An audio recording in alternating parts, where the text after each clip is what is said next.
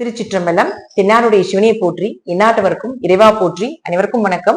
நாம் இன்னைக்கு பார்க்கக்கூடிய பதிவு என்னன்னு பாத்துட்டீங்கன்னா, குரு பகவானுடைய வக்ர பயிற்சியும் அதே போல குரு பகவானுடைய அதிசார பயிற்சியை பத்தி தான் நம்ம பார்க்க போறோம். அதற்கு முன்னாடி நம்மளுடைய சேனலை சப்ஸ்கிரைப் பண்ணிக்கோங்க. குரு பகவானை பொறுத்த வரைக்கும் பாத்துட்டீங்கன்னா, நகை, தங்கம், குழந்தைகள், அதே போல நம்மளுடைய பெரும் பணம், பெரிய பணக்காரர்கள், பெரிய பெரிய மனிதர்களுடைய தொடர்புகள், பரம்பரை சொத்துக்கள், தலைக்கட்டாக சொத்துக்கள் சேர்த்து வைக்கிறது எல்லாமே இந்த குரு பகவான் தான். இன்னும் நிறைய விஷயங்கள் இருக்கு. இது பொதுவாக நம்ம சொல்லக்கூடிய முக்கியமான விஷயங்கள். ஒரு ஜாதகத்துல குரு நல்லா இருக்காரு அப்படின்னா அவர்களுக்கு பரம்பரை சொத்து கிடைக்கும். ஒரு ஜாதகத்துல குரு நல்லா இல்லை அப்படின்னா இவர்களாக சம்பாதிச்சு சொத்து சேர்த்துவாங்க அப்படிங்கிற அமைப்பு உண்டு. அப்படி பார்க்கும் பொழுது இந்த குரு அதிசாரம் எப்ப ஆகிறார் அப்படின்னா, அக்டோபர் மாசம் 18ஆம் தேதியிலிருந்து டிசம்பர் மாசம் 19ஆம் தேதி வரைக்கும் மிதுன ராசியிலிருந்து கடக ராசிக்கு உச்சமாகிறார். இதுல இன்னொரு சூட்சமம் என்னன்னு பாத்துட்டீங்கன்னா, இதே பீரியட்ல குரு பகவான் வக்கரமும் ஆகிறார். அந்த குரு வக்கரம் எப்ப ஆகிறாருன்னா நவம்பர் 11 இருந்து மார்ச் 11 வரைக்கும். இப்போ குரு பகவான் அதிசாரமாகக்கூடிய பீரியட்லயே வக்கரம் ஆகிறார். ஒரு கிரகம், ஜோதிட ரூல்ஸ் என்னன்னா, ஒரு கிரகம் வக்கரமாகி, அதாவது உச்சம் பெற்ற கிரகம் வக்ரம் பெற்றால் நீசத்தன்மை அடையும். நீசம்னா பலம் இல்லை. அப்போ குரு பகவான் உச்சத்தையும் இப்ப கொடுக்க போகிறார் அதே இடத்துல இருந்து, அதே போல அதே இடத்துல இருந்து நீசத்தையும் கொடுக்க போகிறார். ஒரு சிலருக்கு யோகமாக குரு வேலை செய்யணும் அப்படின்னா அக்டோபர் 18 இருந்து நவம்பர் 11 யூஸ் பண்ணிக்கணும்.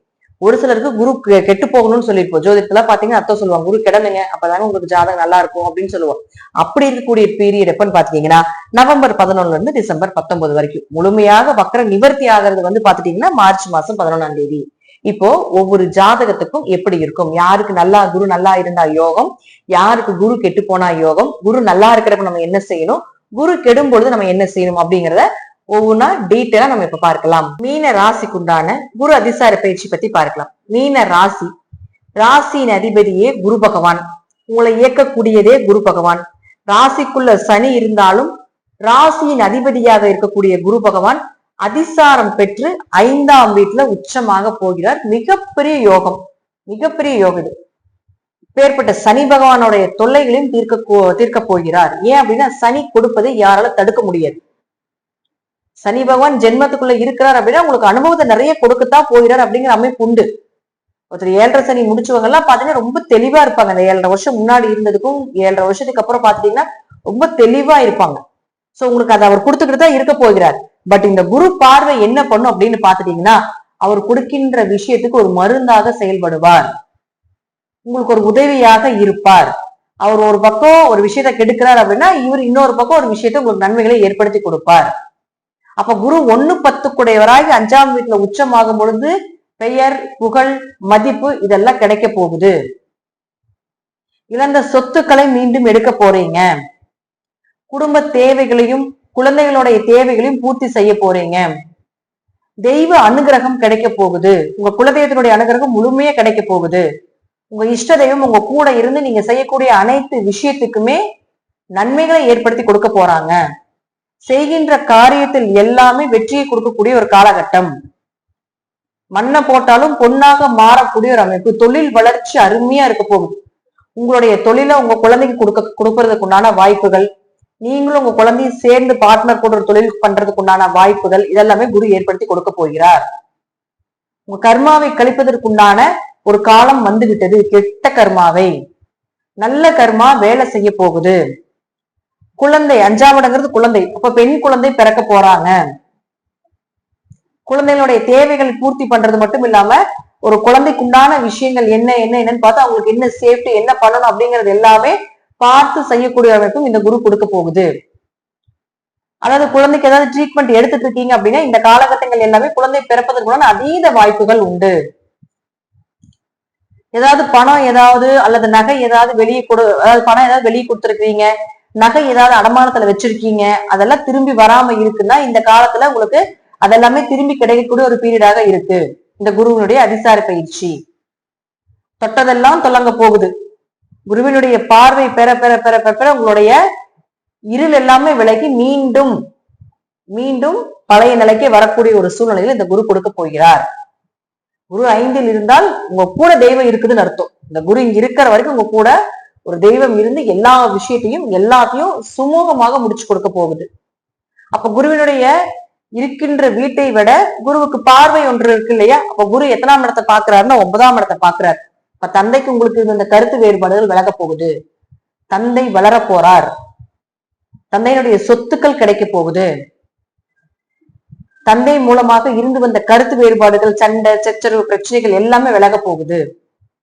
பூர்வீக சொத்து சார்ந்தது, பங்காளி உறவுகள் சார்ந்த பிரச்சனைகள் ஏதாவது இருந்தா அதுவும் உங்களுக்கு விலக போகுது. உயர்கல்வி படிப்பதற்குண்டான வாய்ப்புகளும் ஏற்பட போகுது. அல்லது அதுல மந்தமா இருந்தீங்க, படிக்கவே முடியல அப்படின்னு இருந்தாலும் கூட படிப்பு எல்லாமே நல்லா இருக்க போகுது. வெளியூர் வெளி மாநிலங்கள் எல்லாமே செல்லக்கூடிய ஒரு அமைப்பையும் நிச்சயமாக ஏற்படுத்தி கொடுப்பார். சொந்த ஊர் விட்டு வெளி மாவட்டம் போறக்கூடிய அமைப்பு உண்டு. அடுத்தது குரு பார்த்துட்டீங்கன்னா உங்களுக்கு 11ஆம் இடத்தை பார்க்குது, லாபஸ்தானத்தை பார்க்கின்றார். லாபஸ்தானத்தை குரு பார்க்கும் பொழுது அதீத லாபங்கள் கிடைக்க போகுது. உங்களுடைய ஆசைகள் எல்லாமே கண்டிப்பா நிறைவேறும். மூத்த சகோதரர்கள் மூலமாக ஒற்றுமை இருக்க போகுது. ஏதாவது ஒரு வழியில பாத்துட்டீங்கன்னா உங்களுக்கு திருமணம் சார்ந்த விஷயங்கள் எல்லாமே கைக்கூடி வருவதற்குண்டான வாய்ப்புகள் உண்டு. அதே போல ராசியும் பார்க்கிறார். அப்ப ராசியை பார்க்கும் பொழுது முதலே சொல்லிட்டோம், இதுல எல்லாமே விலக போகுது. பெயர் புகழ் மதிப்போட வாழ போறீங்க. குடும்பம் ஒற்றுமையா இருக்க போகுது. குடும்பத்தோட சேர்ந்து குடும்ப தேவைகளை எல்லாமே பூர்த்தி பண்றதுக்கு உண்டான வாய்ப்புகளும் உண்டு.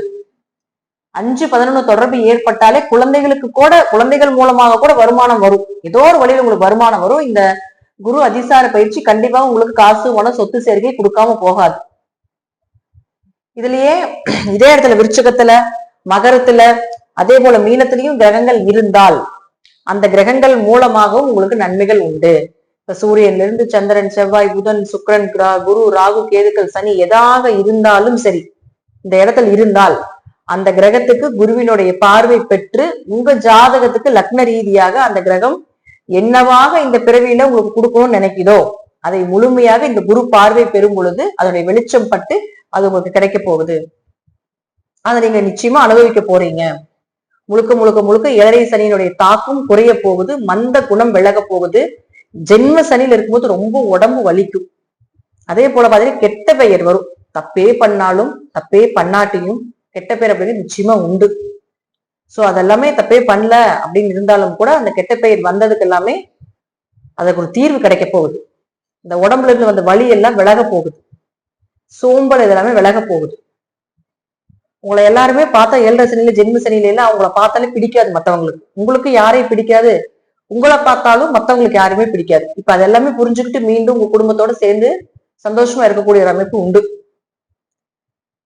முழுக்க முழுக்க மீனத்துக்கு குரு பகவான் நன்மைகளை அள்ளி அள்ளி வாரி வாரி வழங்க போகிறார். உங்க ஜாதக ரீதியாகவும் கிரகங்கள் ரீதியாகவும் தசாபுட்டிகள் ரீதியாகவும் நான் சொல்லக்கூடிய கருத்துக்கள் சிறிது மாறுபடலாம். நன்றி. இன்னும் ஒரு நல்ல பதிவுல சந்திக்கலாம். திருச்சிற்றம்பலம், தில்லையம்பலம், ஸ்ரீ நரசிம்ம சரணம்.